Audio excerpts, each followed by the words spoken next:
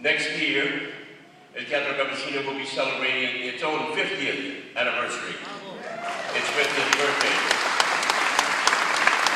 But I want to share a couple of stories with you that, well, explain really how I got here, in a sense.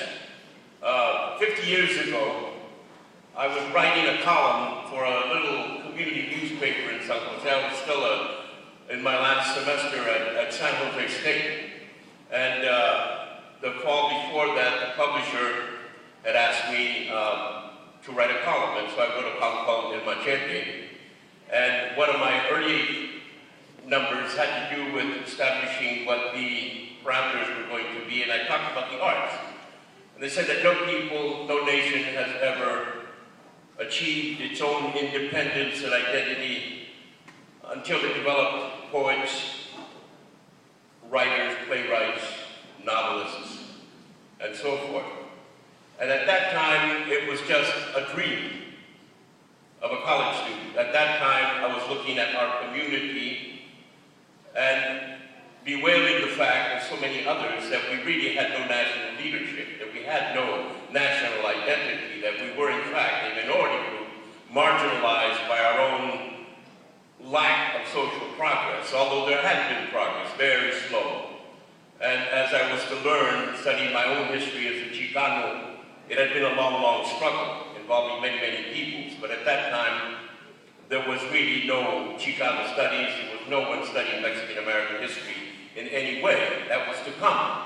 So the need then to identify voices in our community that would speak in an artful way to our history and to our future was still very much a pipe dream. But it became a reality. The following year, I went to Cesar Chavez and pitched him an idea, for a long time idea that I had had, for a theater out by and for farm workers. And so I joined Cesar on the picket lines. Actually, he said, you know, there's no money. There are no actors in Delano, he said. There's no stage in Delano. There's no money. Actually, that was the first thing he said. You know, there's no money to do theater in Delano. And there are no actors, there's no stage, there isn't any time to rehearse. We're on the picket line night and day, do you still want to do it? And I said, absolutely, he says, what an opportunity. And in fact, it was the Teatro Campesino was born on the picket lines. But that was really sort of a culminating, I was 25 years old, and that was a culminating act at that point in my life, because really my struggle had begun many years before. And I want to share a couple of those stories to explain really how I got here. And I was born into a family of migrant farm workers.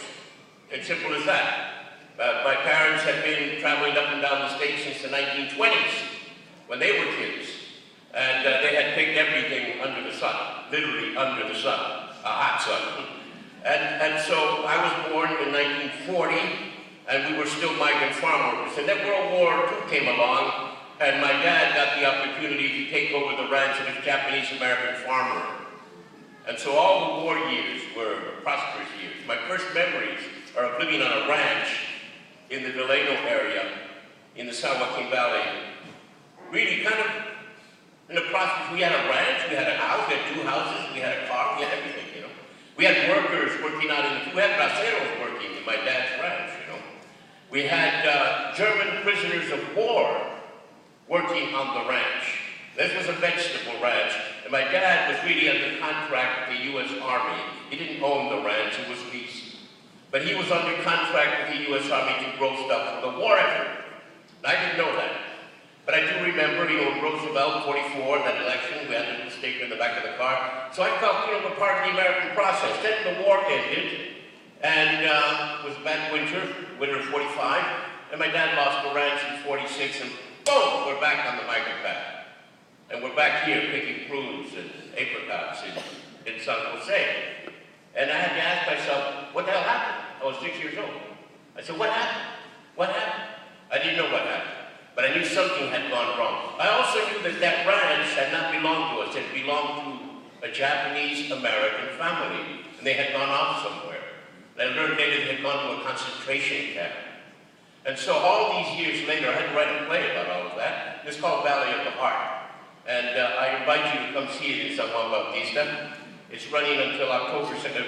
Excuse the plug, okay? But I mean, it's running until October 2nd, but you may want to see it before it becomes a movie. You know, you could have seen the Pachuco on the Teatro Campesino stage before Zoot Suit became real in LA and before it became a movie. So don't lose this chance. Come see it, okay? Anyway, what happened? Go for it. Yes. Really, my problem started here when I went to school, and I discovered the good teachers and bad teachers. Let me share how it goes. I've always believed that a negative can be turned into a positive. When I was in the 3rd grade, back in the San Joaquin Valley, I had a lovely, just graduated teacher. She was a blonde, she was beautiful. I thought she was really pretty, you know.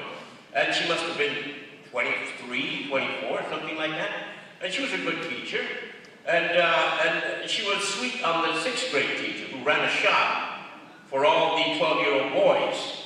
So one day she walked into her classroom and she brought this wooden truck. Now, if you were a kid during World War II, we had wooden toys. There was no metal, no plastic, just wooden toys. So she brought this toy, 1948, she brought this toy wooden truck that the 6th graders had made in the shop, and the teacher had given to her, and put it on her desk. And it was a marvel. It was all wood, it was yellow, it was bright, it was beautiful. And I was 8 years old, and all the 8-year-old boys looked at it and said, it's beautiful. And then she made the announcement. She says, at the end of the month, I'm going to award this truck to the best behaved boy in class. The girls were out, sorry, you know, that's the way it was. It was 1948, it's a dark ages.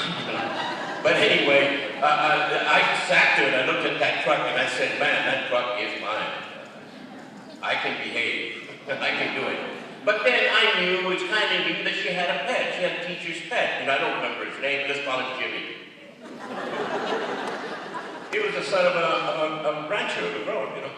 But I thought I had a chance because, I mean, I was a good student. I figured I was well behaved, you know. So during that month, early in that first week, I saw Jimmy going out distributing some papers.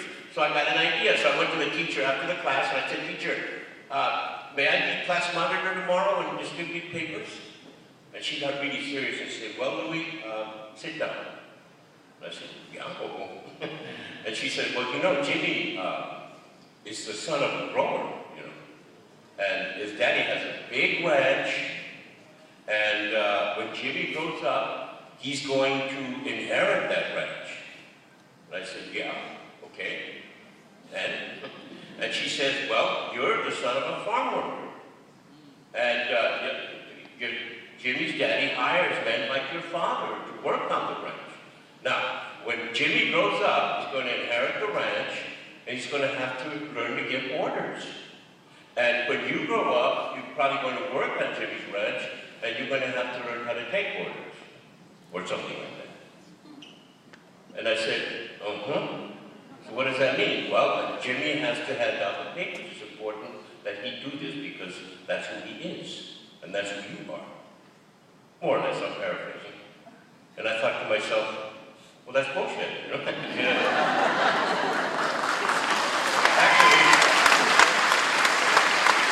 Actually, I said it bilingually in Spanish. Es pura caca de toro, you know, but, or something, you know, but I didn't jinx my chances, so I didn't say, okay, teacher, you're right, okay.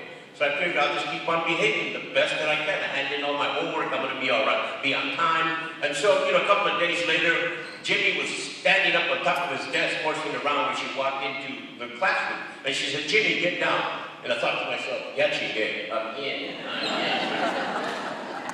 And actually, I just assumed. And so the rest of the month went smoothly, everybody behaved, and then came the big announcement. She says, the big day, okay, so now we're going to award the truck, and the truck goes to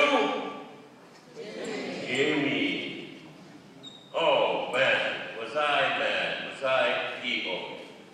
I mean, an 8-year-old would never known such rage, you know. I mean, I couldn't speak. I said, this isn't just, this is unjust, this isn't right, you know. And I was so mad that the bell rang, and I ran out of the classroom, and I ran out of the school, and I ran down the street, I ran across town all the way to my grandpa's house.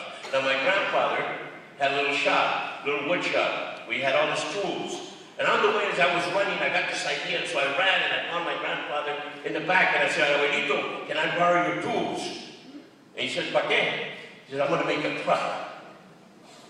Oh, okay, well, clean up after yourself. So I went in there, I got a 2x4, I sawed it off, and I got these tops of mayonnaise jars, and I got these long nails, and I got the tops of Coca-Cola bottles for headlights, and I put a bed on it, I put skates up, and it was not expertly made, but it was coming together. After a while, I'm seeing this shape come together. All right, también las llantas, I'm going to put the llantas on it, and then finally I'm looking at this thing that came together, and it's beginning to look like a truck. And then I'm saying, man, this is coming together. I've got to get some paint. So I looked up at my grandfather's stash, no yellow paint, pink. Was mi modo, vámonos, And I painted it pink, then I got some black, little blacks. I did the tires black, the headlights, the stakes. And then as I was just finishing, it was still wet. My grandfather walked in and said, hijo, este troque, tú lo hiciste. And I said, yeah, you think so? You like it? He said, sí, como no. Muy bien, we gotta clean up. So I cleaned up and I took it home. And my mom and dad looked at it and they were amazed. They said, you did this by yourself? And I said, I did this. I did this. I kept telling them, look at this, I did this. And after that, I made airplanes, I made boats, all from scratch. I'd go out and get pieces of palma, and bamboo was a magical instrument to me because I could work with bamboo. I had discovered the power of creativity, And all these years later, I thought, what is the moral of this story? The moral of this story is, when in doubt, build your own damn truck. Okay? That teacher, unfortunately, was too young to know that she was potentially doing me a lot of harm, but she did me good, because that negative turned into a positive. She taught me a real important lesson, the lesson of self-reliance, the lesson of building your own truck, your own destiny. Now later on, years later, we went on the migrant path, we moved to San Jose, and we were living in San Cifuentes, San Antonio Port, over by the freeway. It was an unlighted street, unpaved, there were gangs there, it was terrible. But I was going to high school, and I had a James Lick High School, the only high school on the east side, and I had like a wonderful English teacher, whom I still know, actually, he's still my friend. As a matter of fact, he's coming all the way from Texas with his wife to see my play next week, Ed Farrell. He's a wonderful teacher, he's my friend, after 50-some years, But in any case, at that time, he was just a teacher of mine, And he used to give us a lot of homework, together with history and math, and so I had a lot of books, there were no computers then, there were no calculators, none of that business, We had to carry our books, and so I had a lot of books. And I used to get off the bus at King and Story and walk over to San Antonio Court carrying all my books. And I'd walk over to San Antonio Court and going to my house. And at that time, there was a real gang on that street called the Blue Velvets.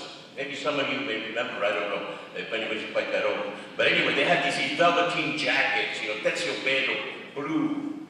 And their symbol was a heart with a knife dagger through it with drops sticking in the back. It was a cool jacket, man. I wanted one of those. But you had to be in the gang. You get one. I didn't want to join a gang. I didn't have time to join the gang. But they kept eyeing me, coming, every day with all my books during the week.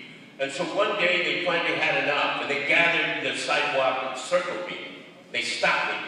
And they said, oye, ¿qué te traes, carnal? And I said, what do you mean? Well, with all the books, you lifting weights, okay? And I said, no, this is my homework bag. You read all those books? That's bullshit. She said, you're just showing off. You're just showing off carrying all those books. Nobody reads that many books. And I said, hey man, I'm doing my homework. I'm going to school. Yeah, you think you're better than us? And I knew that the blows were going to start coming, you know what I mean? I kind of flexed. I said, And so I could see them tensing up. I was tensing up. And they said, so you think you're better, huh? You think you're really smart, huh? And they cabrón, and I said, wait, órale, agüiten la vatos, I said. And they kind of stopped. Agüiten la, carnales. Mira, ligan el esqueleto, carnal, pues que tan quebrada, hombre. I said, wait a minute. I said, how come you're talking like that? No, también soy pachuco, carnal, pues que crees. You see, I had learned from I had a cousin who was a running partner, a Pachuco back in the lake. And so I said, ese carnal, órale, and so I